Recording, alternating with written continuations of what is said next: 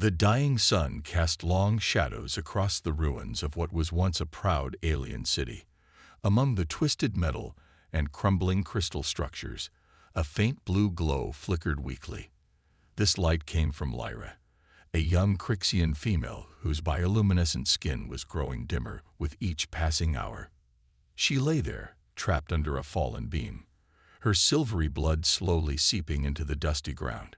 The pain had become a constant companion, but it wasn't the worst part of her situation. The silence was. The terrible, empty silence that had followed after everyone she knew had abandoned her. Lyra's mind drifted back to the events that had led to this moment. Just 3 days ago, she had been the daughter of one of the most respected families in the 2nd District of Crixus. Her father, Chief Advisor Zextal, had opposed the military coup that threatened their world's peace. He had believed in diplomacy, in finding a better way forward. That had been his mistake. "We must stand for what is right," he had told her that final morning, his skin glowing with the deep purple of determination. "Even if we stand alone." They hadn't stood alone, not at first. Other noble families had joined them, forming a coalition to resist the military takeover.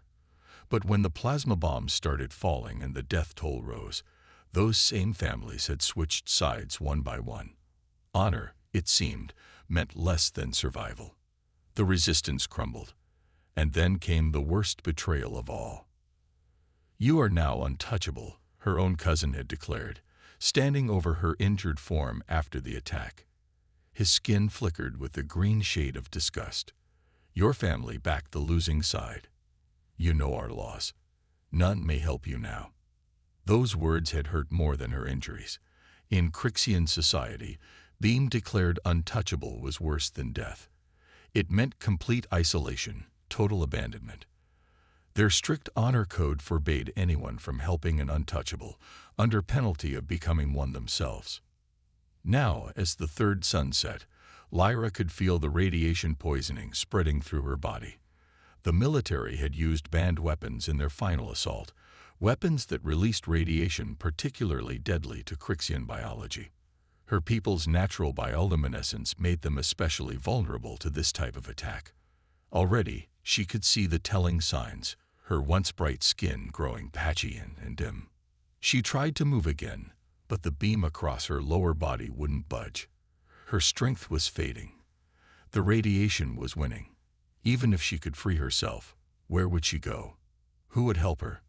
The closest settlement was 10 kilometers away, and no Crixian would dare break the honor code to assist an untouchable. As darkness fell, Lyra watched her own skin's glow growing weaker. The beautiful patterns that had once danced across her body in shades of blue and silver were now barely visible. Each breath became more difficult than the last. She thought of her father's last words about standing for what was right, and a bitter laugh escaped her lips. What good had their principles done them in the end? In the distance, she heard a strange rumbling sound. Different from the usual noises of the ruined city, this was mechanical, purposeful. The sound grew closer, accompanied by unfamiliar voices speaking a language she didn't recognize. Lyra closed her eyes, too tired to feel afraid anymore. Whatever was coming, it couldn't be worse than dying alone in the ruins of everything she had once loved. She didn't know it yet, but help was coming from the most unexpected source, a species that played by very different rules than her own. Sergeant James Chen squinted at the display on his handheld scanner. Something wasn't right. The UN peacekeeping force had been patrolling this sector of the ruined alien city for days, but this was the first time they'd picked up such an unusual reading. "Sir, we should keep moving," Private Rodriguez suggested, nervously adjusting her plasma rifle. "Command says this whole area is unstable. Buildings could collapse any minute." James shook his head, his eyes fixed on the blinking dot. "There's a life sign here. Faint, but definitely there." He'd seen enough death in his 15 years of military service. If there was even a chance of saving someone, he had to try. The squad moved carefully through the ruins, their boots crunching on shattered crystal and twisted metal. Their powered armor suits hummed quietly, protecting them from the lingering radiation that their sensors warned about. The buildings around them, once beautiful alien architecture, now stood like broken teeth against the dark sky.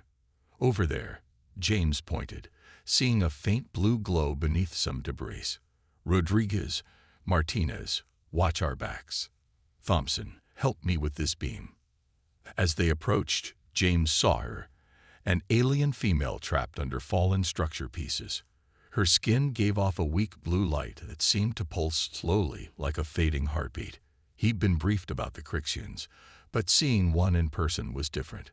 Her features were almost human-like, except for the luminescent skin and slightly larger eyes. "Hello," he said softly, activating his suit's translator. "We're here to help. I'm Sergeant Chen with the UN Peacekeeping Force." The alien's eyes opened, revealing irises that shimmered like liquid silver. She spoke, her voice weak, and the translator converted her words. "Leave me. I am untouchable. It is forbidden to help me." James frowned. He'd heard about this aspect of Crixian culture during their briefings, but hadn't expected to encounter it firsthand. "Ma'am, with all due respect to your customs, we're human. Your rules don't apply to us." "Sir," Thompson interrupted, his scanner beeping urgently.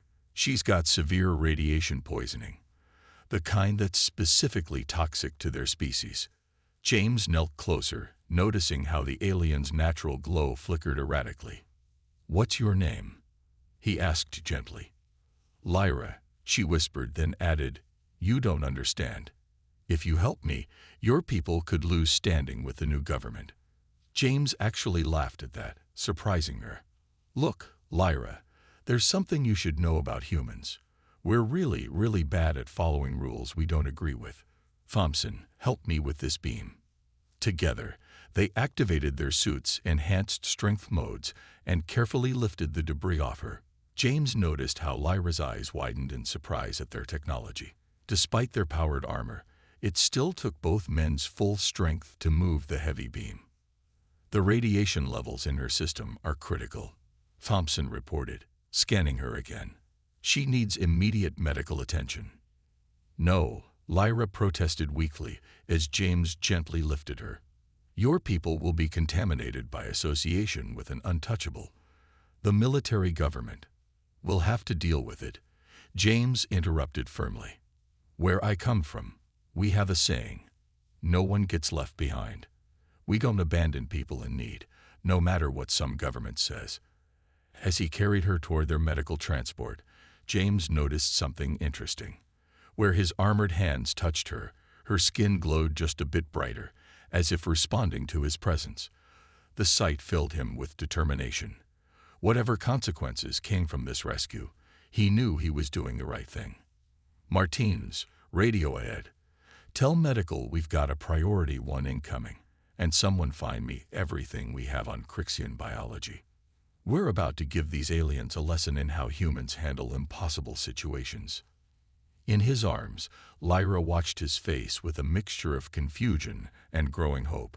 She didn't understand these humans, who would risk so much to save someone marked as untouchable. But for the first time in days, she allowed herself to think she might actually survive. The human medical facility buzzed with activity as doctors and nurses worked to save Lyra's life. Through the large observation window, Sergeant James Chen watched as they used equipment specially modified for Crixian physiology.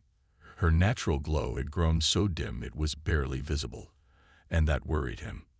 "Sergeant Chen," Dr. Sarah Williams approached him, holding a tablet. "We've made an interesting discovery about her condition." James turned to face the doctor. "Is there good news?" "Actually, yes," Dr. Williams smiled. "We found out that humans have a natural resistance to the type of radiation poisoning affecting her. Even better, our biology can help counteract it. It's like we're walking antidotes." "What do you mean?" "We can use human blood plasma, modified with some of our radiation-resistant cells, to treat her," the doctor explained. "Would you be willing to be a donor?" James didn't hesitate. "Of course, whatever she needs." As the medical team prepared for the procedure, 3 Crixian officials arrived at the facility. Their skin glowed with angry red patterns when they saw Lyra being treated. "This is unacceptable," the tallest one declared, his translator making his words sharp and cold. "That female is untouchable. She must be removed immediately." James stepped forward, standing between them and the treatment room. "She's under UN protection now. We don't recognize your untouchable status. You dare interfere with our customs." Another official's skin flashed with threatening patterns. "This could damage relations between our peoples." "Let me be clear," James said firmly. "Where I come from, letting someone die because of politics is what damages relations. She stays." The third official moved closer, his voice low. "Her family backed traitors. Our laws are clear. None may help an untouchable." "Your laws," James replied calmly, "don't apply to humans. And right now, human medical science is her best chance at survival. So you have two choices: accept that we're going to help her, or waste time arguing while we help her anyway." Inside the treatment room, Lyra watched this exchange with growing amazement. Her translator let her hear everything. In her whole life, she'd never seen anyone stand up to Crixian officials like this. The human's determination made his words glow brighter than any bioluminescence. The treatment began, and Lyra felt strange sensations as the modified human plasma entered her system. Gradually, her natural glow began to strengthen. The darkness that had been creeping through her body started to retreat. "The treatment's working," Dr. Williams announced happily. "Her body is accepting the human cells perfectly. The radiation poisoning is being neutralized." The Crixian officials watched in stunned silence as Lyra's skin began to glow more brightly. Their own patterns showed confusion and disbelief. "Impossible," one whispered. "Her kind are meant to fade and die. It is our way." "Well," James said, crossing his arms, "looks like it's time for a new way." Hours later, after the officials had left and the main treatment was complete, James sat beside Lyra's bed. Her skin now glowed with a steady, healthy blue light. "Why?" she asked softly. "Why would you risk so much to help someone like me?" James thought for a moment. "Because humans have learned something important over our history. Sometimes the best things happen when you break stupid rules. Sometimes the most important traditions are the ones we choose to change." Lyra's skin rippled with a new pattern, one that James hadn't seen before. It was beautiful, like starlight dancing on water. "In all my life," she said, "I've never met anyone like you humans. You don't just ignore our rules. You make me question why we follow them at all." James smiled. "That's another human specialty. We're really good at asking why not, when everyone else is stuck on why." As night fell over the medical facility, Lyra's glow remained strong and steady. In helping her, humans hadn't just saved her life. They'd shown her a completely new way of seeing the world. And this was just the beginning. As Lyra recovered in the human medical facility, she found herself fascinated by their strange ways. Unlike the strict, formal interactions of her people, humans touched each other casually. A pat on the back, a handshake, a quick hug. They laughed openly, spoke their minds, and seemed to care little for rigid social rules. Sergeant James Chen visited her every day, bringing something new from Earth culture each time. Today, he carried a small device that played what he called music. "This is one of my favorite songs," he said, starting the music. "It's called jazz." Lyra's skin rippled with surprised patterns as the strange sounds filled the room. The music was nothing like the formal, structured harmonies of Crixian ceremonies. This was wild, free, and somehow beautiful in its chaos. "It's unpredictable," she said, her glow pulsing with the rhythm. "How do they know what to play next?" James smiled. "They don't always. Sometimes they just feel it. We call it improvisation." Feel it. The concept seemed alien to her, without rules or patterns. "Sometimes the best things happen without planning," he explained, "like how I found you in those ruins." Their conversations often went this way. discovering surprising differences between their cultures. Lyra taught James about Crixian technology and traditions, while he shared Earth customs and ideas. She was particularly amazed by human art. Paintings, music, dance, all created with what seemed like beautiful chaos. One day, while sharing a meal, another new experience, eating with others was strictly regulated in Crixian society. Lyra noticed something strange. "Your people," she said, watching the medical staff in the cafeteria. "They treat me normally, even though they know I'm untouchable. Because to us, you're not untouchable. You're just Lyra." James passed her something he called a chocolate cookie. "Try this. It's sweet." As she tasted the cookie, her skin glowed brighter with pleasure. "This is wonderful." But her glow dimmed slightly. "In my society, eating with others, sharing food like this, it's not allowed for someone like me." "Then maybe it's time for your society to change," James suggested. "Look at human history. We've had plenty of unfair rules too, but we learned to fight them, to make things better." Their conversation was interrupted by Dr. Williams rushing in, looking worried. "James, we have a situation. A group of Crixian extremists is protesting outside. They're demanding we stop treating Lyra and respect their traditions." Lyra's skin paled with fear, but James remained calm. "What are they doing exactly?" "Gathering in larger numbers. Their skin patterns show aggression. Security is concerned." James stood up, his face determined. "Let me talk to them." "No," Lyra grabbed his arm, surprising herself with the casual contact. "They'll mark you as a sympathizer. Your career, your position here, is worth risking for what's right," he finished. Then he grinned. "Besides, changing minds is another human specialty." Through the window, they could see the crowd of Crixians, their skin glowing with angry red and orange patterns. But as Lyra watched James walk confidently toward them, she felt something new. Her own skin began to glow with a pattern she'd never shown before. A mix of worry and something else. Something that made her heart beat faster when she looked at this human who'd changed her entire world. Dr. Williams noticed the new pattern and smiled knowingly. "You know," she said, "there's an old Earth saying, love doesn't follow rules." "Love?" Lyra asked, the word foreign on her tongue. "The way your skin glows when he's near, how your patterns change when he smiles. We might not have bioluminescent skin, but humans recognize those signs pretty well." Lyra watched James through the window, her glow pulsing with this new understanding. In trying to save her life, this human hadn't just broken her society's rules. He'd broken down the walls around her heart. The confrontation outside the medical facility had escalated beyond anyone's expectations.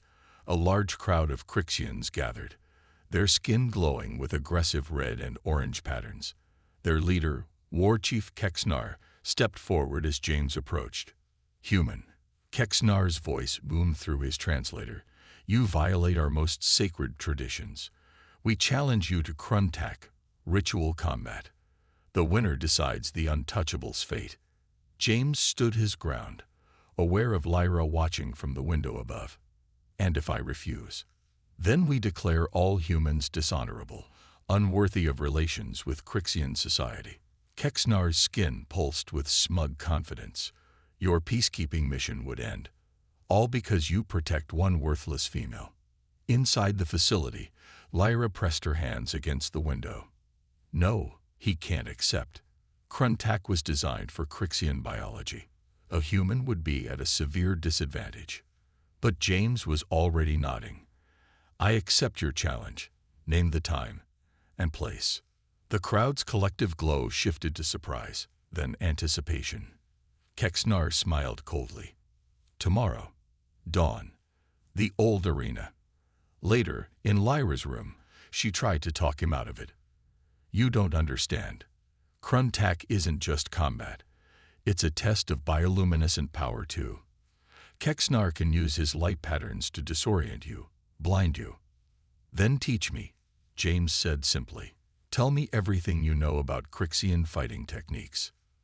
Through the night, Lyra explained the complex dance of light and combat that made up Kruntak. She showed him the warning signs to watch for in an opponent's glow patterns, the typical attack sequences, the traditional defenses. But none of this helps with the light attacks, she worried. Without bioluminescent skin, you're vulnerable. James grinned. Maybe. Or maybe being different gives me an advantage they won't expect. Dawn came too quickly.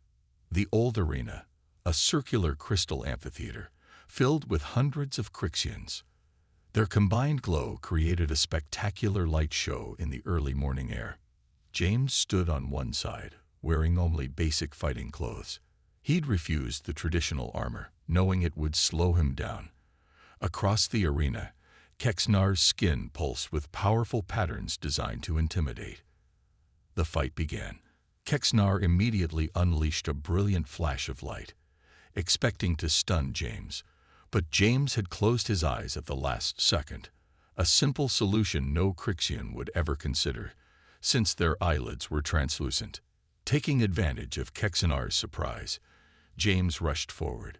He didn't fight like a Crixian, with their formal, ritual movements. He fought like a human, unpredictable, adaptive, using techniques from Earth's many combat styles. Impossible. Kexnar shouted as James evaded another light attack. You cannot see. Don't need to, James replied, listening to the subtle sounds of his opponent's movements. Another skill Crixians rarely developed, relying too much on their light signals. The battle continued, with Kexnar growing more frustrated as his traditional techniques failed against James's unusual fighting style. The crowd watched in amazement as this human, without any of their natural advantages, held his own through sheer creativity and adaptation. Finally, James saw his opportunity. As Kexnar prepared another powerful light blast, James threw a handful of crystal dust from the arena floor into the air. The dust caught and scattered Kexnar's own light attack, momentarily blinding him. In that moment, James struck. A single precise hit that sent the war chief stumbling to the ground. The arena fell silent. Then, following tradition, Kexnar spoke the words of defeat. The human has won. The untouchable's fate is his to decide. James helped his opponent up, showing respect for their traditions, even in victory. Then he turned to address the crowd.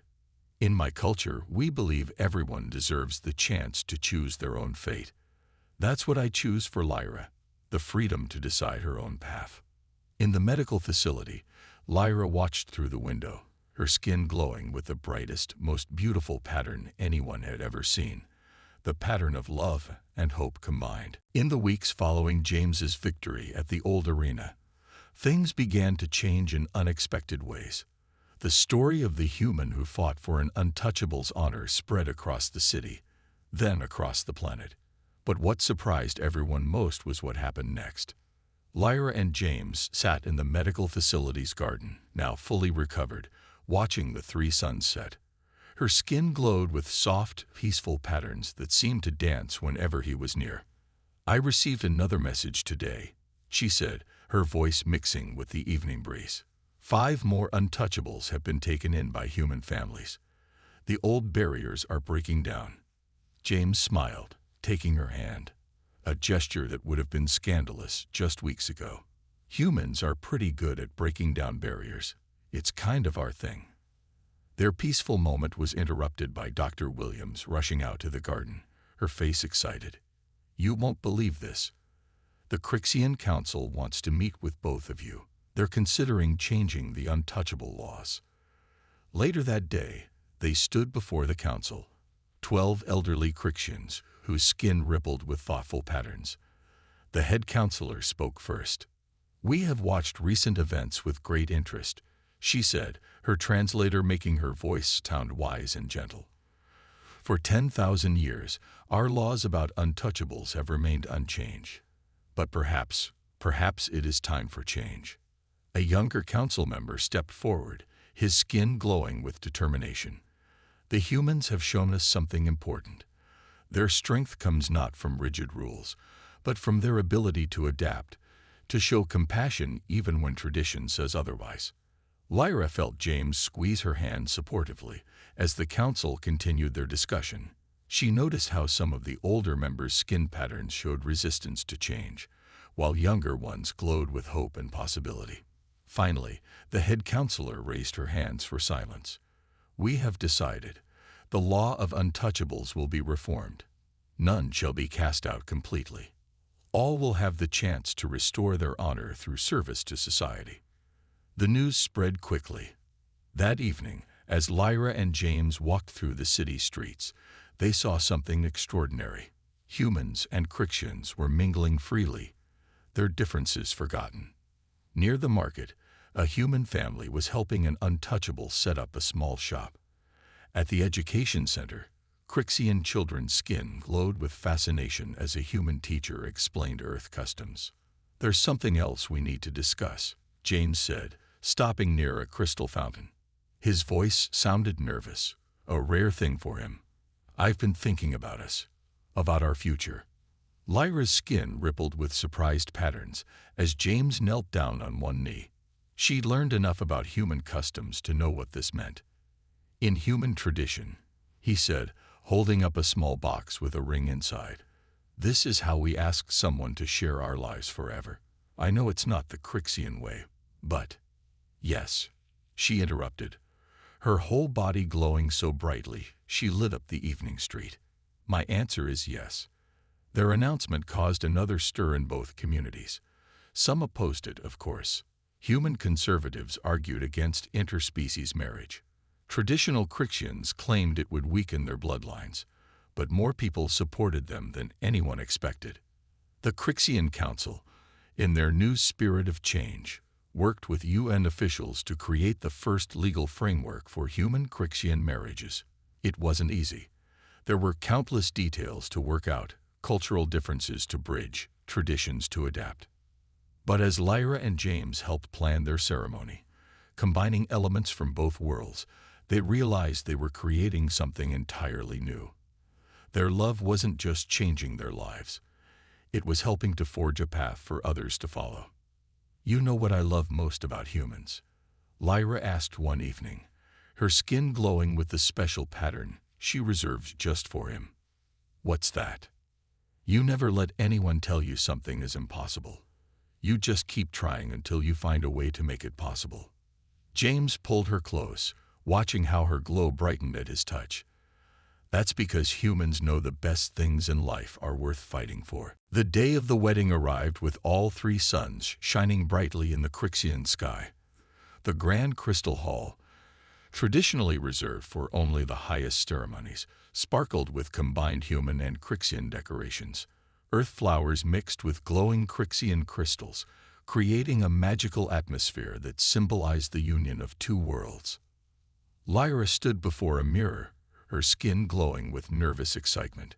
She wore a unique dress, designed to honor both cultures. Traditional white earth wedding silk, embedded with tiny Crixian crystals that reflected her natural light. When she moved, the dress seemed to dance with starlight. "You look beautiful," Dr. Williams said, helping adjust the dress. "I never thought I'd see the day when we'd have our first human Crixian wedding." Outside the preparation room, hundreds of guests gathered. Humans and Crixians sitting together, their differences forgotten in the joy of the moment. Even War Chief Kexnar attended, his defeat in combat having turned into respect for human ways. James waited at the altar, wearing his formal military uniform combined with traditional Crixian ceremonial armor. His hands fidgeted nervously until he saw Lyra enter the hall. The collective gasp from the audience said everything. No one had ever seen a bride glow so brilliantly. The ceremony combined traditions from both worlds. They exchanged earth wedding rings and performed the Crixian light-binding ritual, where Lyra's bioluminescence created patterns of commitment that the officiator captured in a crystal. "In human tradition," James said, his voice clear and strong, "we promise to love and cherish each other until death parts us." In Crixian tradition, Lyra responded, her skin pulsing with joy, "We bind our lights as one, to shine together through all darkness. When they kissed, a human tradition that had scandalized some traditional Crixians during planning, Lyra's happiness created a light show so beautiful that even the oldest council members found tears in their eyes. At the reception, something extraordinary happened. As the human musicians played earth music, Crixians discovered they could use their bioluminescence to add visual rhythms to the songs. Soon, the celebration turned into an amazing display of light and sound, with humans and Crixians creating a new form of art together. "Look at that," James said, holding Lyra close during their first dance. "They're already making something new and beautiful together." Lyra's skin rippled with happy patterns as she watched young Crixians teaching humans their light dance moves, while human children tried to copy the patterns with small light sticks someone had made for them. "This is just the beginning, isn't it?" she asked, resting her head on his shoulder. "It always is with humans," he smiled. "We never stop exploring, never stop trying new things." Later that night, they stood on the balcony of their new home, a house specially designed for both their needs. The city spread out below them, and in the distance, construction had begun on the first human Crixian cultural center, where both species could learn from each other. "Remember when I was untouchable?" Lyra asked, her skin glowing softly in the darkness. "I thought my life was over. Instead, it was just beginning." James pulled her close. "That's another human specialty, finding beginnings where others see endings." As they watched the stars together, a group of children played in the garden below. Human and Crixian kids learning each other's games, laughing together, creating new ways to play that combined both cultures. "Our story will be in the history books," Lyra said thoughtfully. "The first human Crixian marriage." "No," James corrected gently. "Our story is about something bigger. It's about hope, about how love can change worlds." Lyra's skin glowed with her special pattern, the one only James could bring out. In the sky above, shooting stars streaked across the darkness, as if celebrating with them. Two people from different worlds, once separated by rigid laws and traditions, had found each other, and in doing so, had helped their peoples find a better way forward. Their love hadn't just changed their lives, it had opened the door for countless others to follow, proving that the greatest adventures often begin with a single act of kindness.